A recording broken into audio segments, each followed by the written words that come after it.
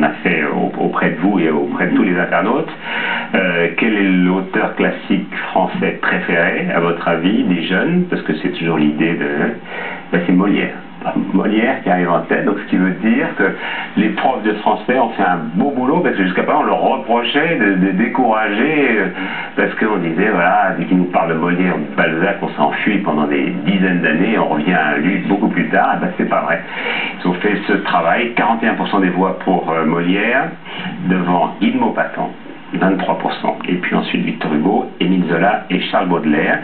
Et sur notre site, sur l'auteur contemporain favori, à votre avis? Gavaldin, Nothomb. Voilà, c'est Amélie Nothomb, 22%, Éric Emmanuel Schmitt, 17%, et ensuite Anna Gavaldin, numéro 3, Marc Lévy et Bernard Werber, et Tahar Ben-Jennoul, assez souvent cité. Voilà, donc c'est intéressant, mais ça apporte beaucoup. Alors il y a eu toujours dans ce concours qu'on avait lancé, on avait dit quel est le héros ou quelle est l'héroïne de roman qui vous a le plus inspiré, qui vous a le plus donné le goût de la lecture. Et on a demandé ça à des 15-25 ans, et il se trouve qu'on a reçu énormément, sous forme de nouvelles, hein, et on a reçu énormément de nouvelles. On en a sélectionné 64 sur toute cette somme, et des 64 on a eu 6 lauréats, et les 6 lauréats sont ici. Je vous les présente assez rapidement. Céline Garnieri de Marseille, Laura Trompette de Montgeron, Mathilde Pritcher de Reims, Florence Porcel de Paris, Marie Doyen de Nancy et Marc Yanosik de Bruxelles. Alors je voudrais que vous parliez assez rapidement de vos goûts, de vos choix, et parce qu'ils sont, moi les 6 textes m'ont emballé. Je me suis dit à cet âge-là c'est formidable. Bon, je sais pas, on commence par Céline par exemple, Céline de Marseille. Alors moi j'ai choisi Joséphine March, c'est une héroïne d'un roman de jeunesse. C'est vrai que je crois que ce sont vraiment nos lectures jeunesse qui nous façonnent beaucoup. Je l'ai choisie aussi parce que c'est vrai que je suis née à la fin d'un siècle qui a été pour moi un siècle où les femmes ont vraiment appris à devenir femmes justement. Et pour moi, Joséphine incarne un modèle de femme. C'est cette légèreté, cette impétuosité, en même temps cette combativité, tout me fascine en elle.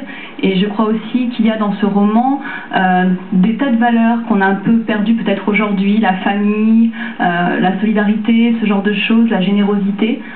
Tout ça, je pense, toutes ces valeurs auxquelles on devrait revenir et qui font plaisir à lire, qu'on a plaisir à découvrir. Céline qui a 25 ans, ouais. Donc cette Joséphine March, c'est un roman de Louisa May Alcott. Vous ne connaissez pas Louisa May Alcott, mais voilà, elle vous a marqué visiblement, définitivement, et elle vous donne sacrément envie de continuer à lire. Oui. C'est ça qui est important. Laura Trompette de Montgeron, qui a 21 ans.